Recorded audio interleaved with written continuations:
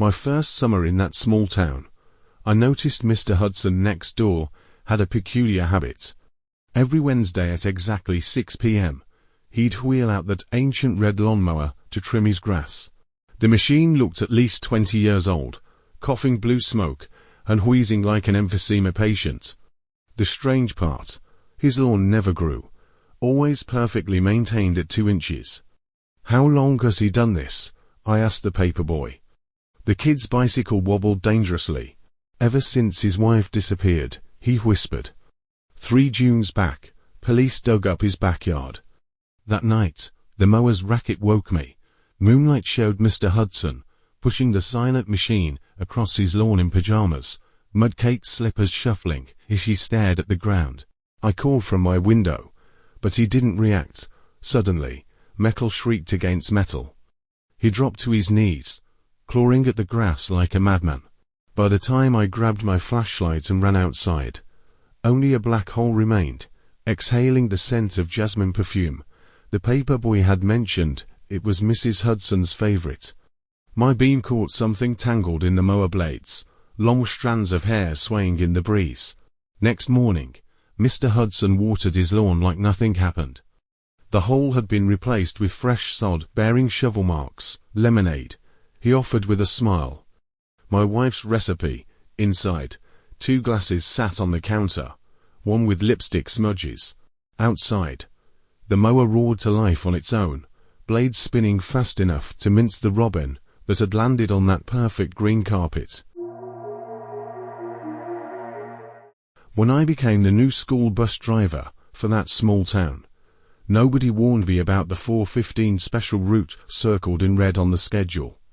"Those are special students," dispatcher Mary said without looking up. "Don't talk to them. Don't check the rear view. Drive straight to the depot after last stop." First day on that route, I counted 7 kids boarding. They all clustered in the back 3 rows, pale fingers gripping seat backs. Nobody spoke, just the AC wheezing like an asthmatic. In the mirror, their faces looked smudged. On the 3rd day during a downpour, I clearly heard sobbing from the second to last row. The mirror showed a blue-jacketed boy pressing his forehead to the window, raindrops mimicking tears down the glass. "You okay back there?" I asked. The bus went dead silent. When the boy turned, I saw the varsity letter on his soaked jersey matched the championship team photo, hanging in the depot. The yellowed newspaper, clipping beside it read, "School bus plunges into river. 17 members drowned." From the back came synchronized clapping, the exact rhythm from pep rallies. The temperature plummeted, my breath frosted the steering wheel. In the mirror, 7 blurred faces pressed forward, water dripping from their hair and puddling on the floorboards. I floored it to the depot. At the stop, I heard backpacks unzipping and smelled river algae as footsteps passed me.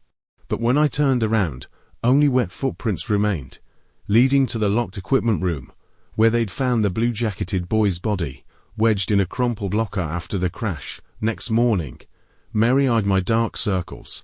"You looked in the mirror." She handed me a new schedule, where the 4:15 route had been blacked out. Back in the depot, I noticed something new in that old team photo. A uniformed driver now stood among the players, water dripping from his sleeves. I took a summer job as a lifeguard at a small-town community pool. The aging facility, built in the 70s, had faded blue tiles and a drain in the deep end that gurgled strangely. When manager Tom handed me the red whistle, I noticed strands of green algae under his fingernails. "2 rules," he said, staring at a point behind my left shoulder. "Clear the pool at sunset sharp, and never count heads in the swim lanes." That first afternoon, the pool was packed with screaming kids. At exactly 4:30 p.m., as shadows climbed the diving board, everyone left simultaneously like they'd heard some silent command. When the water stilled, I noticed a figure still doing laps in lane 3. "Pool's closed," I shouted. The shape immediately sank, leaving only a slowly expanding whirlpool. Next day in the locker room, I found wet footprints leading to a locked maintenance closet. Peering through the crack, I saw a mouldy lifeguard uniform hanging inside with a nameplate reading 1978 Employee of the Year, Jay Carter.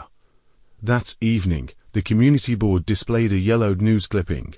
Lifeguard James Carter drowns during night shift, July 1978. On the fifth evening, as I collected lane markers, footsteps echoed from the diving platform. A man in vintage swim trunks stood on the high board, his skin pruned white.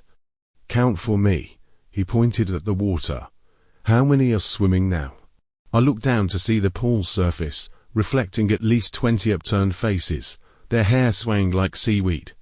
When I looked up, the man stood inches from me, water droplets forming July 18th, 1978 on the deck, the date from the newspaper.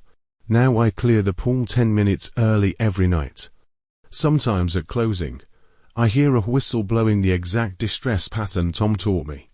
Last night, the locker room mirror fogged up imperfect handprints that matched where I'd hung my whistle. During my third week at Tasty Express delivery service in a small town, the dispatcher handed me a special order. 144 Maple Lane, she said without looking up. "Regular customer. Just leave it by the door, don't ring the bell." The paper bag contained the kids' meals with action figures from 20 years ago. My GPS led me to an abandoned neighborhood where 144's porch light burned, despite the midday sun. Blue TV glow pulsed behind drawn curtains. As I set down the bag, a small hand reached under the door and snatched the receipt. "Mommy says you forgot ketchup," a thin voice whispered from inside. I stumbled back, noticing the faded for sale sign and rusted children at play marker in the dead grass. Back in my car, the system showed this address's last order was September 12, 1999, with a note, "Extra napkins please, last ones had makeup stains." The same order reappeared next day. This time I included extra ketchup packets. As I left, the upstairs curtain twitched, revealing two shadowy figures barely reaching the window sill. In my rearview mirror, the food bag vanished, while a woman appeared at the window, wiping the glass with a tissue. On the fifth delivery, I finally rang the bell. Every light blazed on instantly. Birthday music and children's laughter spilled out as the door creaked open. The foyer floor displayed 5 untouched kids' meals in retro plastic containers, each with a burnt-out birthday candle. Something tugged my pant leg. The receipt now bore childish writing. "Thank you, mister. Mommy says you can be our special driver." Behind me, the garage door screeched open, revealing a 90s-era delivery car with a flickering roof sign where the U in Tasty Express had died, leaving Tasty E-Press. I quit that day, but every Friday night, a bag of cold fries appears outside my apartment.